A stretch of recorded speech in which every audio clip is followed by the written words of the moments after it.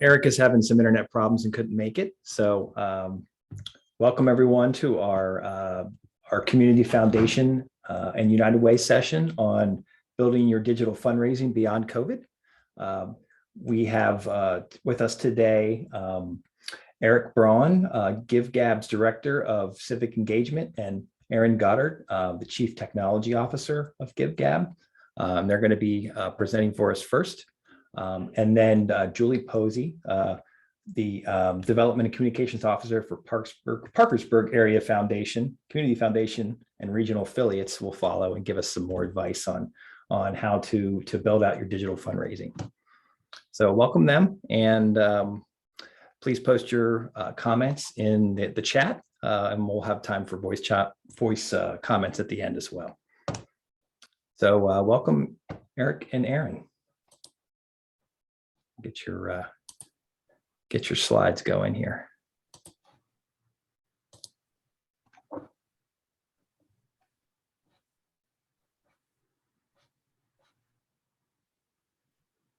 Anytime you guys are ready.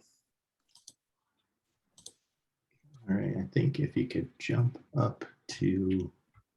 Am I? Did I? I'm sorry, we were looking through. Oh, here we go. Keep going back. Yep, perfect. Awesome. Yeah, thanks for having us. Do you want to move forward to the next slide? And already introduced. So hi everybody, I'm Aaron Godert. I'm the CTO and co-founder of GiveGab, and excited here today to talk a little bit about some of the things that folks should be considering beyond COVID, even though we're not quite beyond it yet. But certainly I think, as many have realized, there's been a large shift in fundraising over the last couple of years. Similar to many other industries where you saw a lot of retail go online to e-commerce, you name it. Certainly one of the things that has come out for both community foundations, United Ways, and being able to educate their network of nonprofits, but also for the nonprofits themselves, there's been this shift. So I think prior to COVID, there obviously were folks doing online fundraising, and it was growing fast, but COVID that time frame really seemed to accelerate that. I think the first few months was crazy for everybody, and really, led to a lot of folks trying to figure out what could be the new norm and just the coping behaviors around all of that.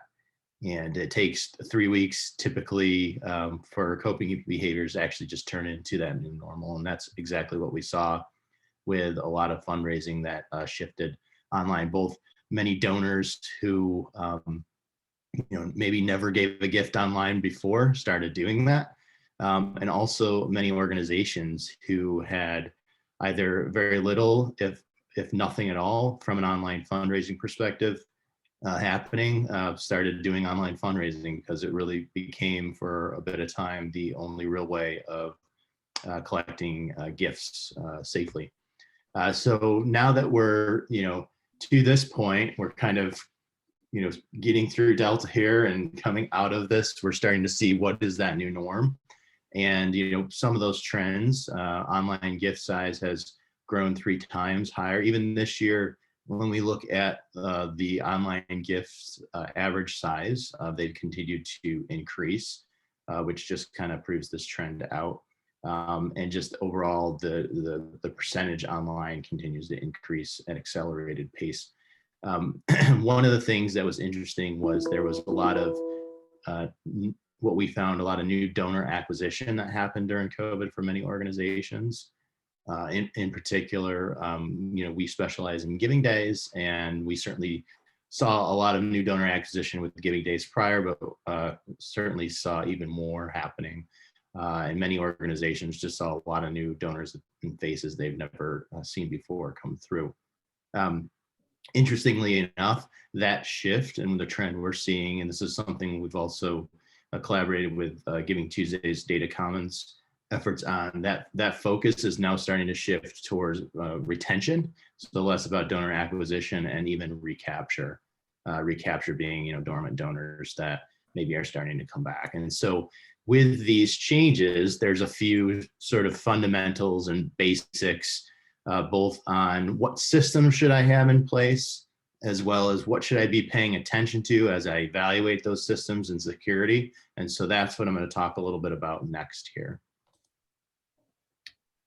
So what I wanted to do is try to step back and look at the basics, not only for community foundations and United Ways, and what they should obviously have in place or be thinking about, or maybe even already have in place, but also think about how they can educate their network of organizations around what they should have in place. Because often many small, medium-sized nonprofit organizations don't have essentially the basic fundamentals in place or have very outdated systems. And it's important that these fundamentals, that foundation is there going forward, because if you want to continue to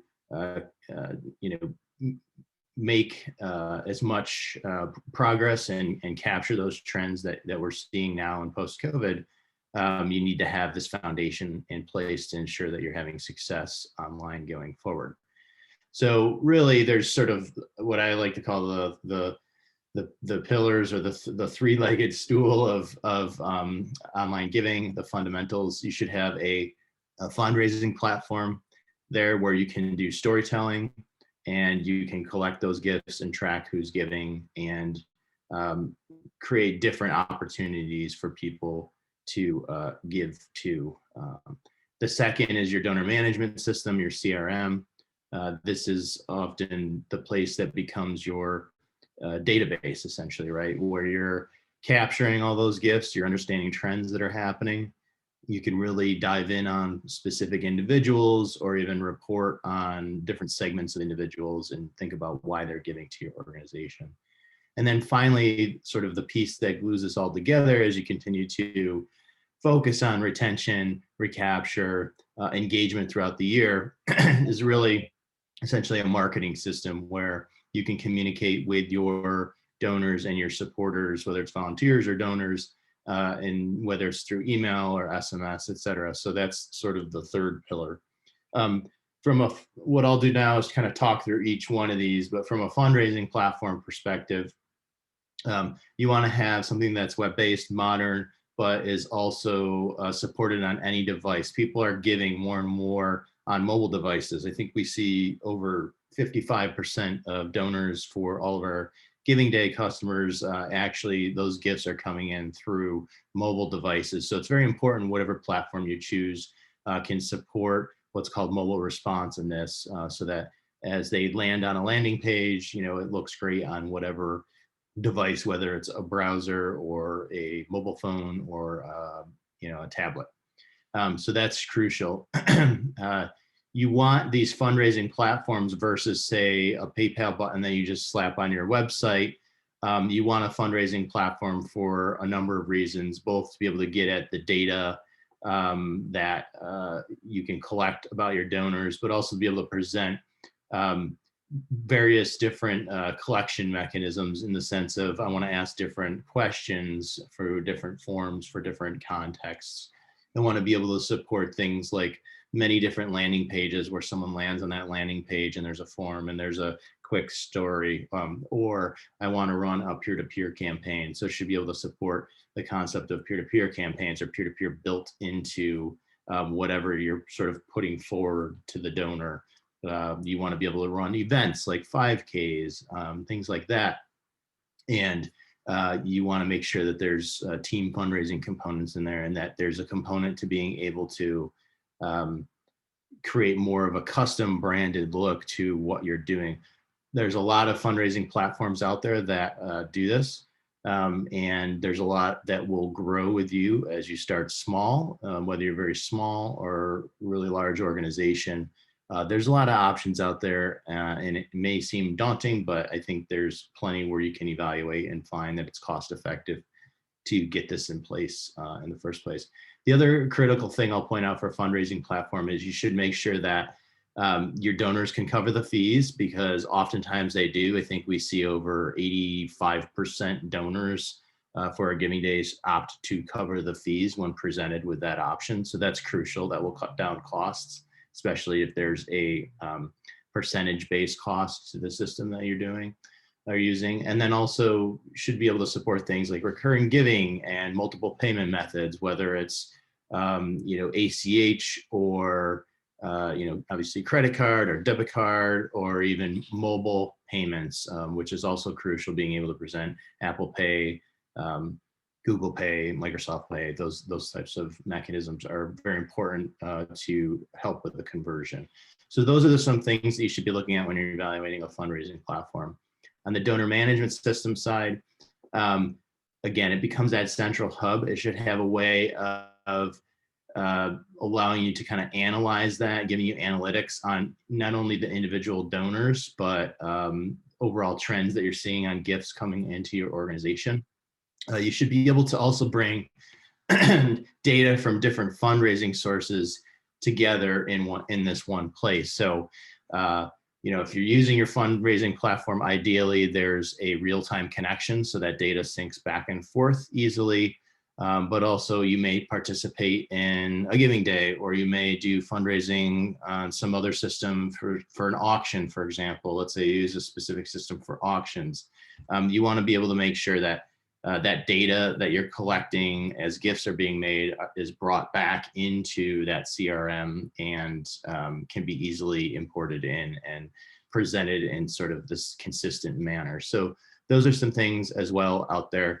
The last thing I'll say too is it should help you in making decisions around when to steward donors. One of the things that my opinion is, a lot of times some of the issues that organizations run into with, why am I not seeing retention as high? Why am I not seeing the engagement I want? A lot of that comes down to, what's your strategy around stewarding activities? Are you setting a schedule throughout the year, points of engagement? Are you giving those donors other opportunities to understand what you've done with the money that you've received from them, and how additional gifts could help the organization? So those are the things that a CRM can help you answer and help you create a strategy around. So that's sort of that bucket. And then the last is the marketing system. And really that ties it together. So when you do decide when you want to steward donors, or when you are launching a campaign, or when you are doing your 5K, you want to have a system that you can create different types of communications and different cadences, and send those out to existing donors as well as prospective donors, and allow that to track through fully too. So you can measure the effectiveness of each of those different essentially asks that you're making, or stories that you're telling, so you can see what your conversions are. And so there's, when you step back for these three pieces, there's a lot of systems out there that do all three. There's a lot of platforms out there that maybe do two, and there's some that just do one, right? And so stepping back, there's just a lot of options out there. I would recommend, if you're an organization that's trying to get started and doesn't necessarily have good references, talk to your community foundation or your United Way, see if they have recommendations. And if you're one of those centralized leaders in your community, you should be thinking about, how can I put together a few different options that might work for small nonprofits, medium-sized nonprofits, large nonprofits. So if they do come to me to ask, I can present this information back and say, here's a handful of options that we would recommend, because they tackle all of these items, and they also will work as you scale as an organization, as your revenue grows, as your budget grows, as the number of staff grows, that the platform can grow with you. And even if you're small now and you're like, well, I can only afford spreadsheets and a PayPal button, that's the wrong sort of mentality, I think, is the key here. You should really be thinking about how can I find a solution that maybe doesn't check off all these pieces, but checks off enough that I can get started and get proper practices and processes in place, and get those fundamentals in place, so that I can continue to grow as my organization grows. So those are sort of the foundations that I would recommend folks think about to take advantage as this bigger shift has moved from, offline into online fundraising. The next slide I want to talk about briefly is security. So with this shift, and as I think many folks have seen over the last few years, sorry, can you jump back to the, yeah, there we go. You know, there's been a lot of things in the news. Oh, sorry, slide 5. Yes, there we go. There's been a lot of things in the news about data breaches and things like that. So when you do pick a platform, and this is making monumental leaps, I would say, a lot of these fundraising platforms over the last few years when it comes to security, you need to make sure you do a proper security assessment. Generally, starting out by choosing a cloud-hosted software as a service platform is a great start. Many of the cloud providers that the software runs in has a head start in providing proper security. Now, those platforms, that software company that runs with inside those cloud providers still has to do some work and still needs to show you as the customer, the potential customer, that they care about security, that they are taking care of additional things beyond what the cloud provider like Amazon Web Services or Google Cloud is providing them. But it's a good first start to make sure that the software you're using is not sitting on a server that's on a Windows server underneath someone's desk that is outdated and old. So modern should get you a really good start, but you should still ensure that that platform is fault tolerant, secure, and scalable. So what I mean by fault tolerant is that if there are issues with any of the components, it can kind of it can self-heal, and the software company that's running it is automatically notified if there are issues, that you're automatically notified if there are issues through some status mechanism, and that they've built the software to be robust. If one piece fails, it can switch over to another. So you could simply ask the platform, are you fault tolerant? Can you send me some details on that? And they should be able to provide you information. Second is secure. I'll talk about that more, but do they have firewalls in place? Are they doing penetration testing?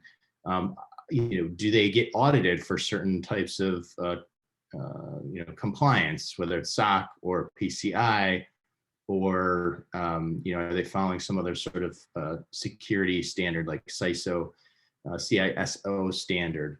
That's something else to ask them. And then lastly, scalable is meaning, as they get, you might have an event where there's a lot of volume. As they get a lot more folks that are hitting their systems and making gifts, is their system able to what's called elastically scale, detect that more volumes coming to the system and add capacity to the system so that the system doesn't crash, right? So that's the last piece that should be a question to say, how are you scalable? And getting some details from the platform before we make that choice is important. So determining these things, a few more specific steps.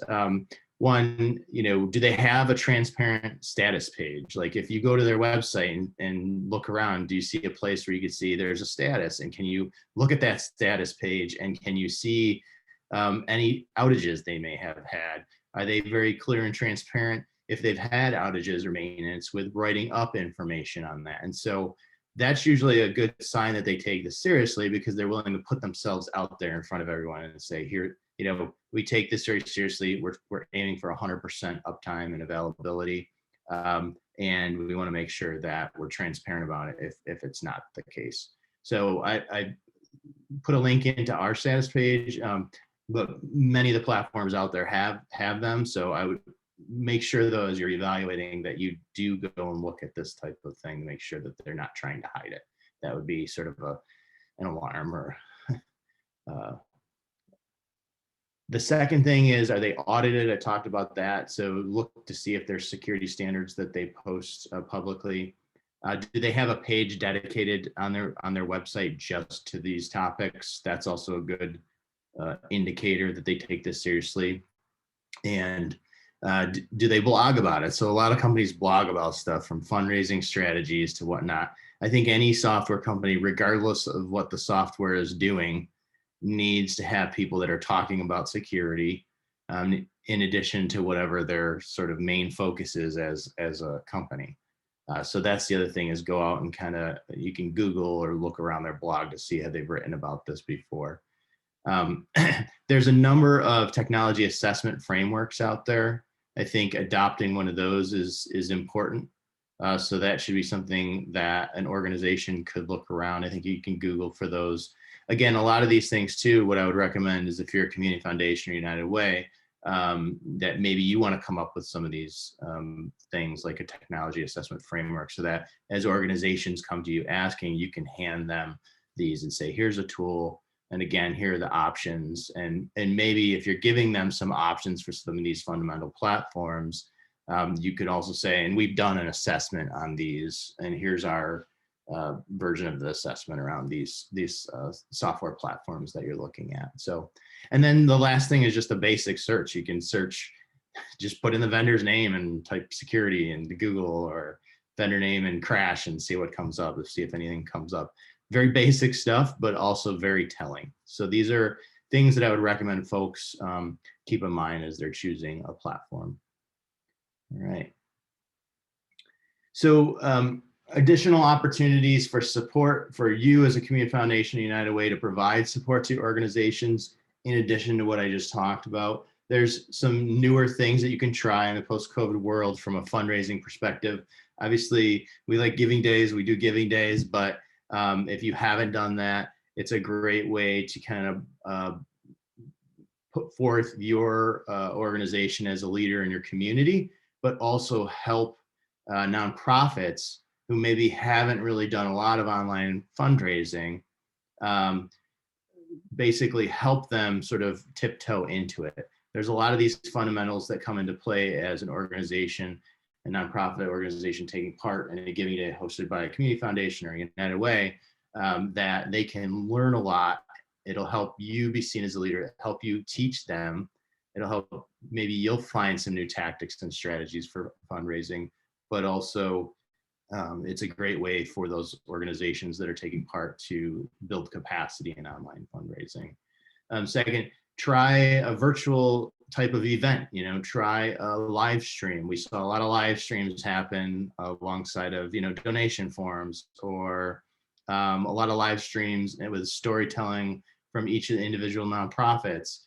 These are great ways to engage your donors, engage your nonprofit organizations, or if you are a nonprofit yourself, engage maybe board members or volunteers to tell stories about their interactions with your organization. And it's a great context to provide people some entertainment and some content. And you can do this not only, just standalone, but you could think about it, you could possibly do it with an auction to the side and things like that. So there's a lot of things that you can do with a virtual event. And often, you think about the cost of like a gala or something like that.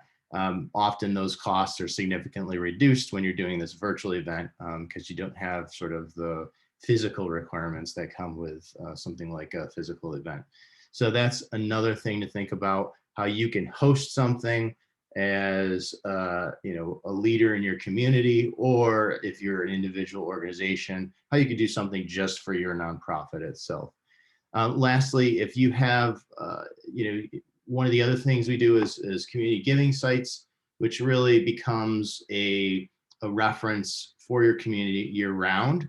And it allows your organizations within your community to have a presence and continue to tell their story year round, but also provide more information, things like board financials, things like, the programs you offer in detail. So there are also these opportunities to put up more of a year-round site that talks about your community. And it's a great way to keep folks sort of actively engaged in keeping their profiles up to date, but also getting them to tiptoe into the online space, keeping their page up to date if they're a nonprofit organization, and also offering a place for donors if they're just looking around and they're trying to discover, or grant or even like grant makers if they're trying to discover organizations where they can give money to.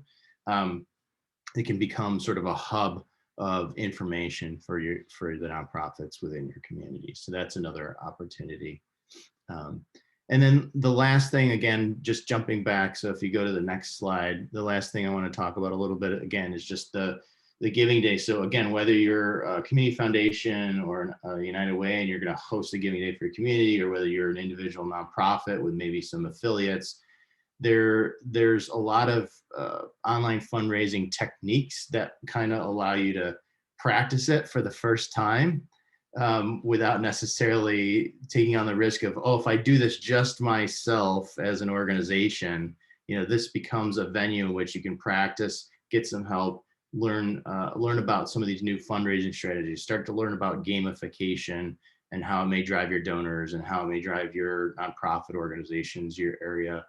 So those are some of the reasons why we like Giving Days. Obviously, again, we focus on that, but it allows you to be a bit more creative, I think, in the the co-opetition and the competitiveness that you can kind of see in your community in some cases. So again, there's a lot of nuggets in here that you can take from running one of these or being part of one of these, and you can apply to additional fundraising down the road. So that's it for me. I think hand it over to Eric, and again, I think we're going to take questions at the end if we have some time. Awesome. All right. Thanks. Awesome. Thanks, Aaron. So now that you have the knowledge on how to choose the right online giving system, I'm going to focus on how to keep your donors engaged and how to continue to grow your online giving. And if you're wondering, yes, I'm going to be Ted Lasso for Halloween, which is why I have this wonderful mustache. So first things first, engage with your supporters. The time to communicate with your donors is right now. Make sure that you are communicating with your supporters on a regular basis with donor-centric content. And by that, I mean your communication should be focused on your donors and their impact on your organization. Donors are actively looking for ways to support their local nonprofits, but they want to know what you are doing and how their support makes your mission possible. Next thing, do not hesitate to make an ask. People will not give to your organization if you do not ask them. It's simple as that. How and when you ask is very important, but I promise you, if you do not make an ask of someone, they're not going to make that gift. And then the next thing, tell your community how your organization is doing. I'm willing to bet the past 18 months have been tough on you and your community. If your organization is struggling to maintain its programs due to a lack of funding or volunteers, tell your supporters that. If you've seen an uptick in support and you've been able to expand your services or fill a new need, share that information too. I think being really open and transparent right now is important. You can go to the next slide for me. So let's talk about some communication best practices. Create a communication timeline that is obtainable based on your team size and bandwidth. The best plan is the one that you can fulfill. I want to emphasize quality over quantity. Simple, concise messages that, again, keep your donors and their impact at the forefront of all of your communication. And then prioritize personalization before professionalism. Be authentic and be you. And then we want you to create a multi-channel communication approach. So utilizing all forms of communication available to you, social media and email, those are obviously like the forefront right now, but still mail and phone. And so for social media, we recommend a strategy of COPE, create once, post everywhere. And when you're doing that, make sure you're tagging and mentioning relevant accounts and try to use hashtags to build momentum for those posts. And so again, this might be counterintuitive, but I want to encourage you to use analog forms of communication to help set your organization apart and grow your online giving. And by that, I mean, use phone. Super low cost, basically free, and I think it has a very high impact because it's wildly underutilized. And you can use it for both stewardship. As soon as someone makes a gift, have someone call them. If you've got volunteers, donors, or volunteers or interns to do that. And you can also solicit folks over the phone and drive them to an online giving page or help process that gift over the phone through your own page. And then utilize snail mail. You could send save the dates out, and those save the dates can have the URL where someone can type it in, or even better yet, you can do a QR code. All of our phones now, you can just scan that and it'll bring you there. And that helps get those folks who aren't into online giving or very savvy to go from that analog communication to an online giving communication.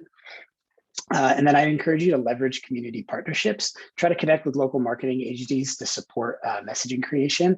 And you might be saying, Eric, I don't have the budget for that. I get it. A lot of our customers have created partnerships with local colleges and universities to leverage marketing and communication students. These kids, they are free to use and they know all of the new forms of communication and want to be helpful and are super savvy. So that is something I would recommend. And then build some relationships with media partners to help promote your online giving initiatives. Reach out to local news stations, radio stations, newspapers, or magazines in the area. And then lastly, incorporate visual storytelling into all of your communication. Images, videos from your organization, help set yourself apart, help make sure people remember the content you're producing. And you can even use free image softwares like Canva to help create great digital assets that are unique to your organization. Next slide for me.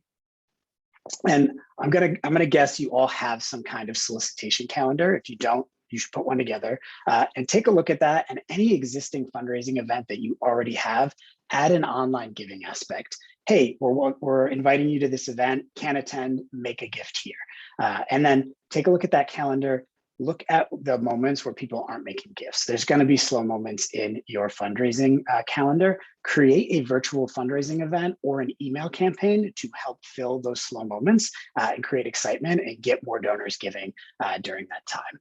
And then we want you to leverage philanthropic moments. And so right now, take advantage of important moments where donors are primed and ready to give.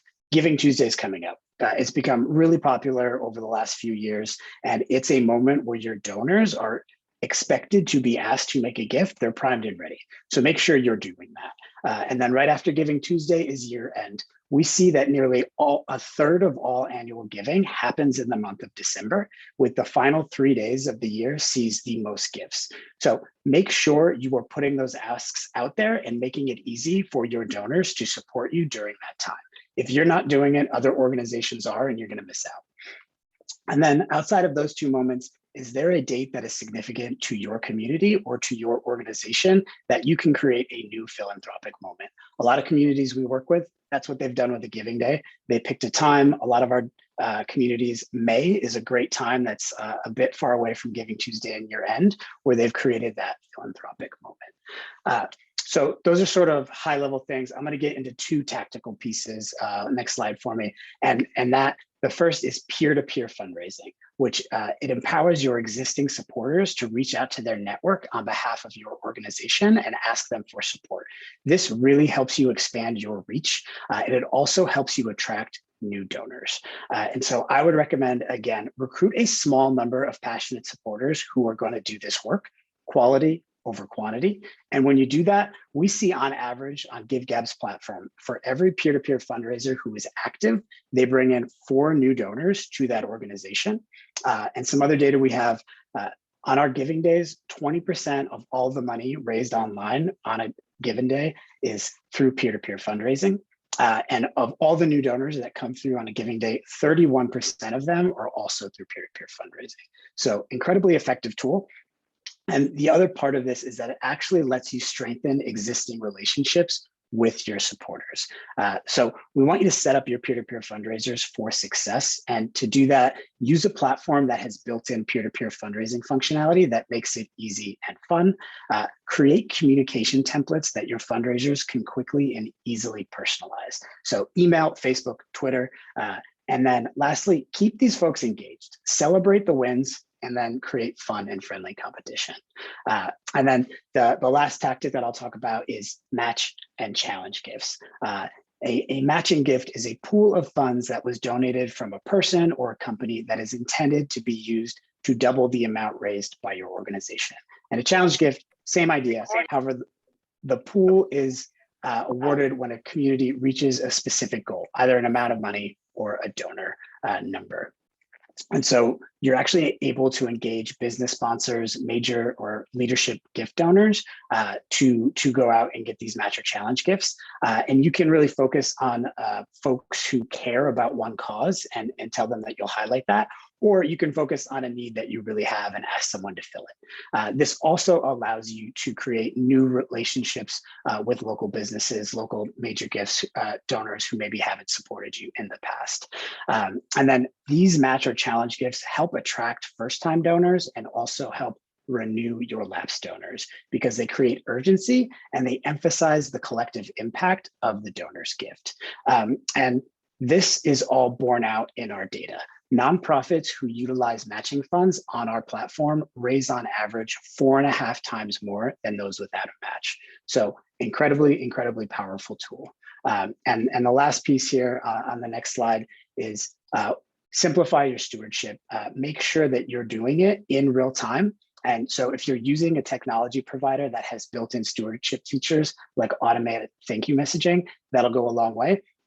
And then also things like donor walls that showcase the donors as they make their gift.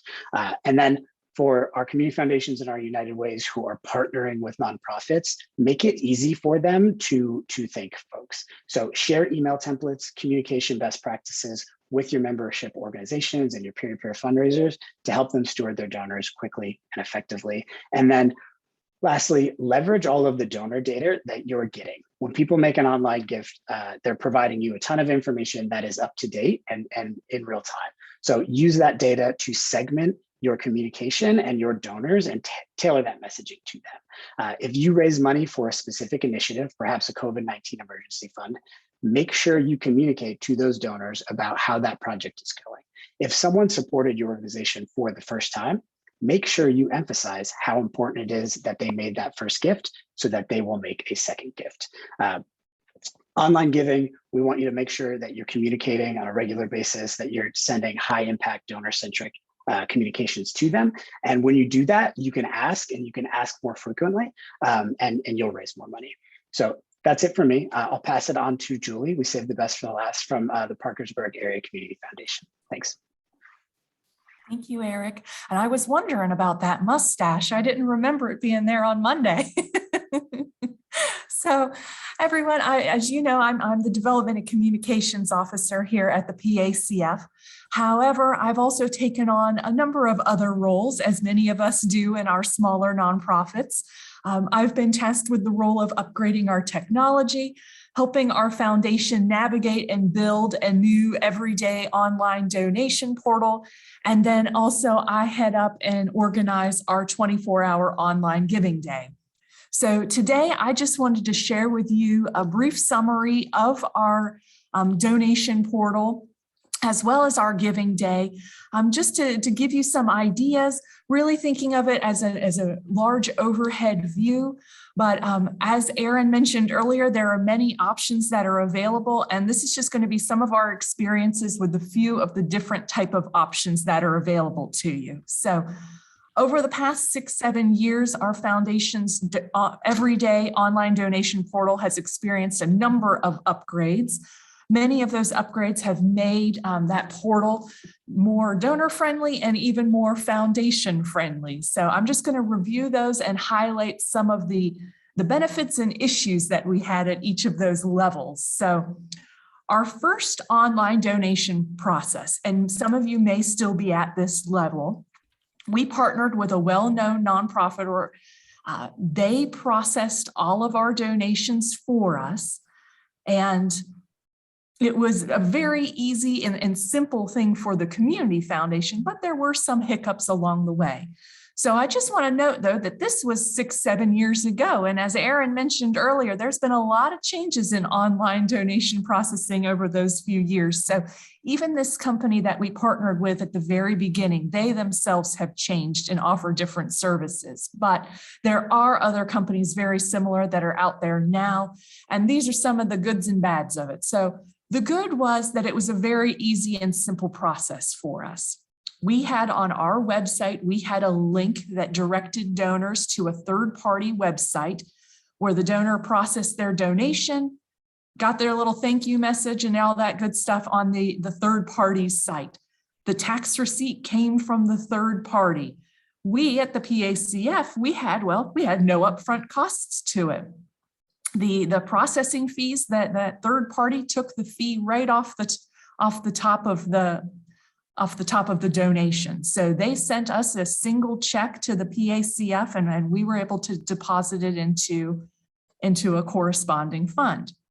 The bad was, well, the donors couldn't always specify how they wanted their donation to be used.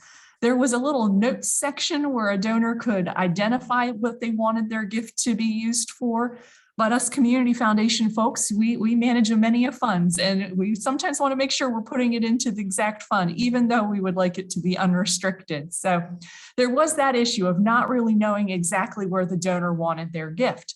And sometimes we wouldn't get all of the donor information from the third party. We might just get the donor's name, and we would have to do some digging and hunting to figure out who he or she might have been and reach back out to he or she. So in addition, the checks were sometimes sporadic. Sometimes we couldn't count on always getting a check the same time every month. And as Aaron mentioned, it's important for your site and donation portal to be mobile friendly, and it wasn't. And so that was hurting us. So around this same time of us wanting to get our website upgraded, we also thought this is an excellent time to make some changes to that online donation portal as well. So during our development process, we had our website developer build a donation form right on our website. So to a user, it appeared that they were donating right to our organization. They weren't being directed anywhere else. But what they didn't know was on the back end, we had our website developer link it to a payment processor / gateway that was actually processing and collecting all of the credit card information. So the good of that was, well, we got a mobile-friendly donation form. Donors didn't leave our website. So as Erik was mentioning, we had that instantaneous thank you for your donation once they hit submit, and we would direct them to another page on our website to learn more about what our group was doing. We were able to customize that donation form so we could actually craft and select what questions we wanted to ask of our donors, as well as really highlight that, hey, we want you to give to a specific fund. The funds were then transferred to the Parkersburg Area Community Foundation through ACH. And there was a change that we immediately saw from that first step of a very generic, no really frills type of partnership to this. We had a 35% increase in dollars received once we stepped up to this different type of online relationship. But there were some bads. So the bads of this were, okay, we got charged about $45 a month from the payment processor or gateway. There were a lot more risks that we kind of ran into because we had to mitigate a lot more fraudulent activities. We'd get bombarded by emails of robot scams trying to hit up our donation portal. So there was a lot of working in that end of trying to mitigate those issues. The notification that we got that a donation came in was wonderful. We got it in an email to a staff member that I designated. The issue was that we didn't ever know what the transaction fees would be because, as you know, there are multiple transaction fees to credit card companies. Discovery charges one fee, American Express charges another. You never really know what your fee's gonna be until we finally got that payment in our account. And we're like, oh, okay, that's what it was. The concern though was for us, we didn't know how to associate that fee to a specific donation. So the PACF, we ended up covering the credit card processing fees during that time. It just proved too problematic to try to match them up to the specific program or fund. So it was mobile friendly though, so we were happy about that. But we really didn't love that relationship, and it was becoming quite time consuming in the aspect of always double checking and checking your email and making sure you got all your donation receipts and all that good stuff. So fast forward to our newest online donation portal, which we just launched on October 4th. And so the good, I have no bads to say just yet. We're still new in it, but the good is, it is a more fancy type of relationship that we have now. We really truly have a customized donation form. It's once again found on our website. Donors now have the option to cover credit card processing fees which so far of the donations that have come in, it's more than 90% of donors have covered the credit card processing fee. So no more issues of mismatching gifts and such. The credit card processing is done through a third party that charges just a flat rate transaction on all of our processing. So we know no matter what, it's always going to be this percentage on a transaction. Finally, this is a much more sophisticated type of donation form that we have, as it is seamlessly connected with our accounting software and our donor database. So we're easily able to upload our donations into our system, not having to worry about misspelling names or putting in a wrong address. So that makes it even more user-friendly. And just this month, just since launching it in October 4th, we've already seen that during this same period with our other two donation portals, that we've seen an increase in online donations as well as online donors. So that's exciting. So my takeaway for creating an everyday online donation portal is we as a foundation, we don't expect that most of our donations or the majority of our donations are going to be coming through the online donor portal. But what we have seen and what we do expect is that most of these donations are going to be new donors to our organization or to a fund. So that's why we're putting a lot of value in that. We want our first-time donors to really have an easy and convenient way to make their donation and then still stay engaged on our website to learn more about what our organization is doing and what their gift can do. As was mentioned earlier, there are many new modern solutions available to your organization. It took a while, as Erik and Aaron mentioned, to navigate through those options and to discover what would be the best fit for us. But ultimately, so far, as of 3 weeks into the new portal, we're still pretty happy with it. It is important to just get started on the right foot. We've learned from our experience, the first portal wasn't just right. It had its quirks, kind of thing. But it's important to really get, start on the right foot and create that customized donation portal that's really going to be the right fit for your organization. So I really would encourage you to explore your options and recognize that sometimes the best fit isn't always the free option. So then switching gears, just quickly, I wanted to share, and I know Philanthropy West Virginia wanted me to highlight our experience with hosting an online giving day. So one of my very first projects when I joined the Community Foundation was to host our 24-hour online giving day. It was part of the Give Local America movement, which was started back in 2014, a day to recognize the 100th anniversary of community foundations. Since then, it has fizzled a little bit, that national movement.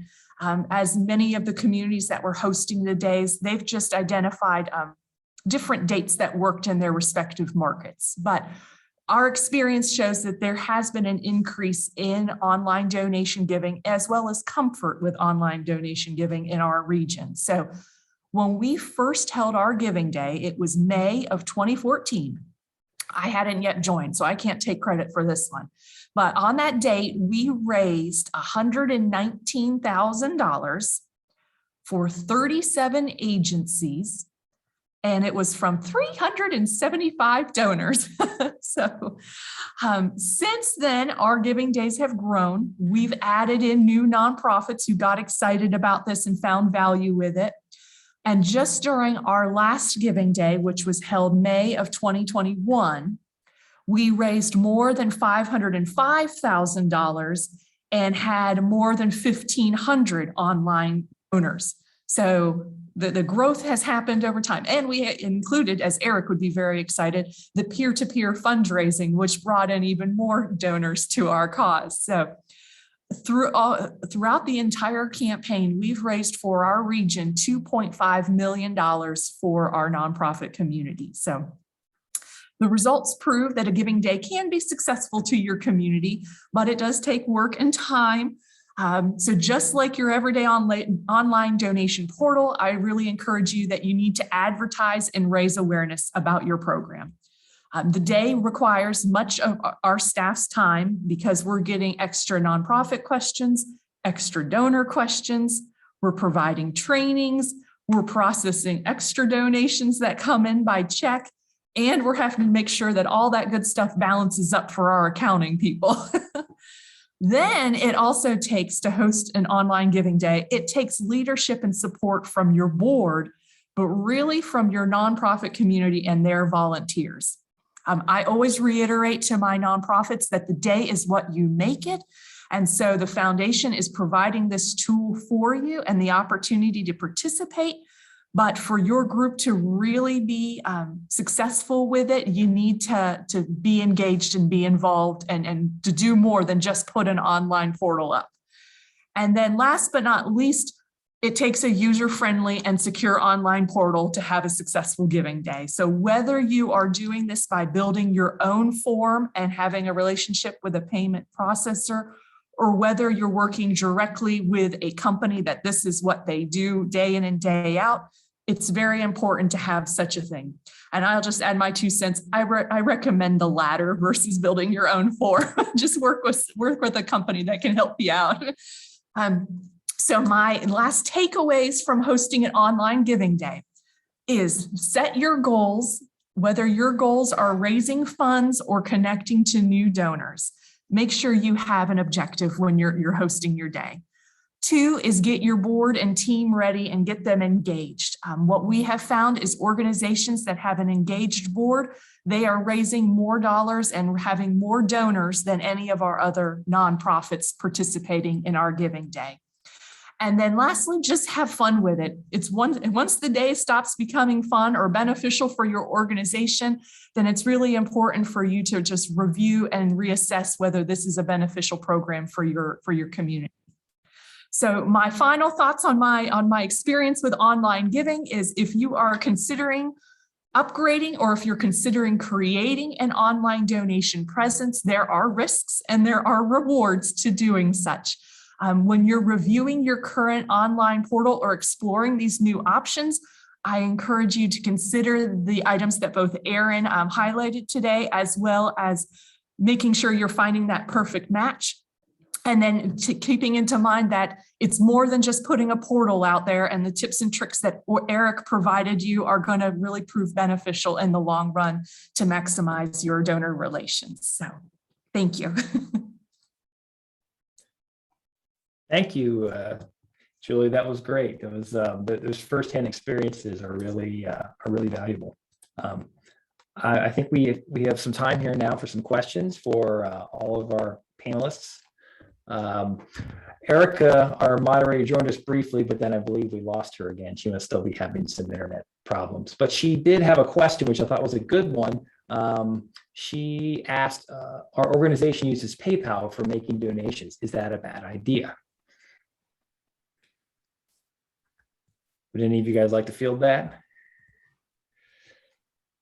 I think I can take this. If it's literally just a PayPal button and nothing else, and you don't necessarily have fundraising software backing it, then yes, I think PayPal as one of the payment methods is a great idea. We have a number of customers that use PayPal as like one of the payment mechanisms alongside of credit card and you name it, but it's the stuff around it. It's everything that Julie talked about. It's the mobile responsiveness. It's the the story and the content on the page that you land on when you go there. That's what I think is important to make sure you're engaging the donor. So if you don't have that story, if you don't have that content, if you don't have a platform to help you try different ways of engaging, whether it's a campaign or an event, it is just a page and you land on it and it's a PayPal button. That's a tough one. So definitely think about how to have a more comprehensive offering backing your online fundraising.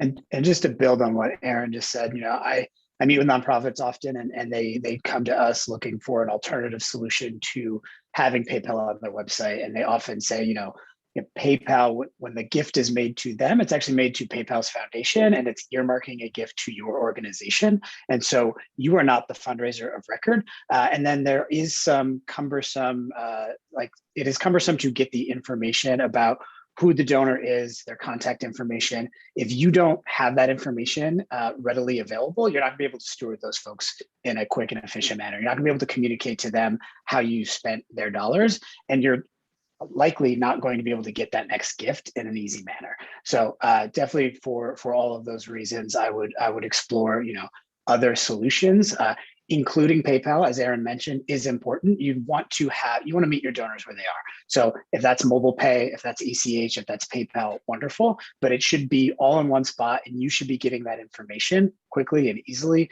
And at Julie's point, you should understand what the processing fees are in advance, be able to pull reports so that all of that information is available to you and you can do what you need to do with it.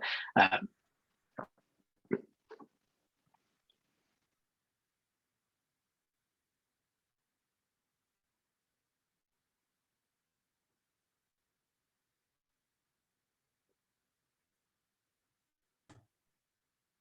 think you broke up for me.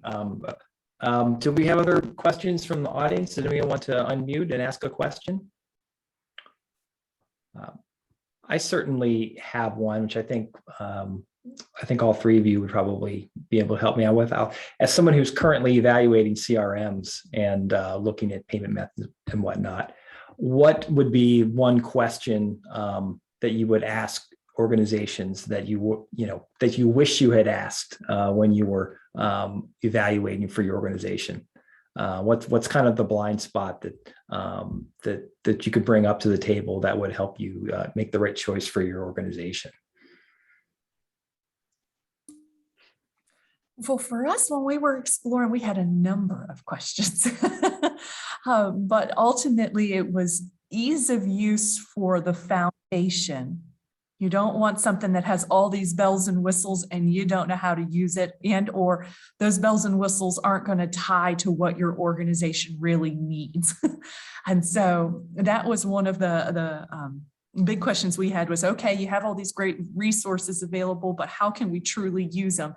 And then, okay, now that I have this great place that all my donors are saved in, and I can see all of their donation history, what tools are available that will flag me to remember to contact Erik after he makes a donation to me and follow up with him afterwards, kind of thing. So those were the questions that I had was, okay, there's all these wonderful tools and resources available, but truly, how are they going to relate to my work here at the foundation? And to piggyback on Julie's point, your organization might be new to this, or you may not be. There are lots of different levels and tiers to anything.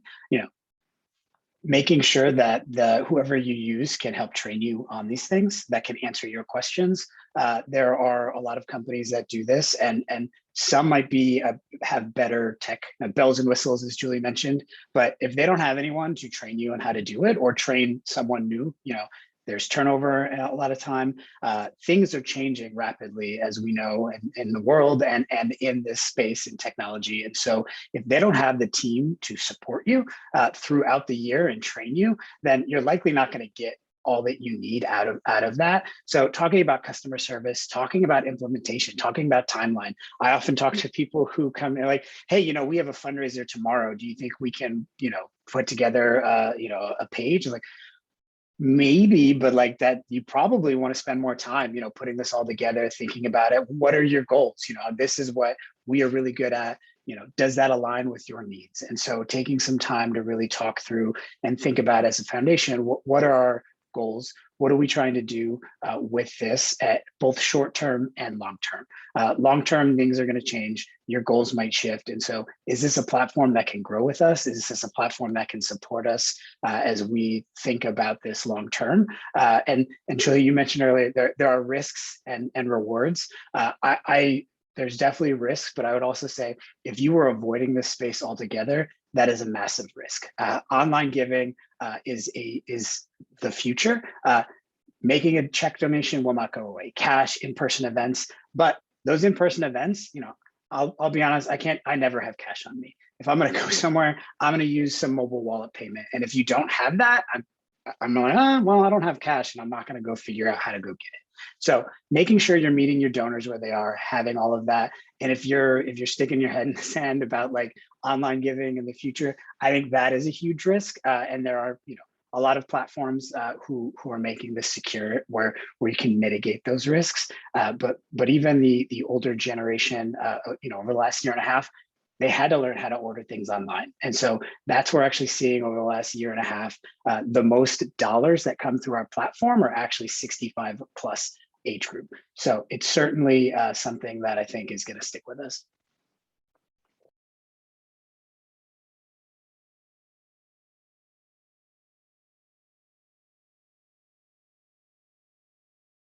Do we have any last questions? Well, thank all three of you for a great presentation. I think that there's certainly, as you mentioned, a lot of growth in this area. And as Julie said, it's okay to experiment and to get out there and just make sure that you're acquiring some knowledge and at least dabbing your toe in the online giving world. But I know there's lots of great people like the GiveGab folks who are out there who are ready to help as well. So thank you for your time and your expertise. Our final session of the 2021 annual conference is at 2:00, and I'm posting the link in the chat so you can go directly there. It's about the Huntington, West Virginia, and their successes in community organizing there. So thanks again. Thank you for your time, and have a great weekend. Thanks all. Thank you.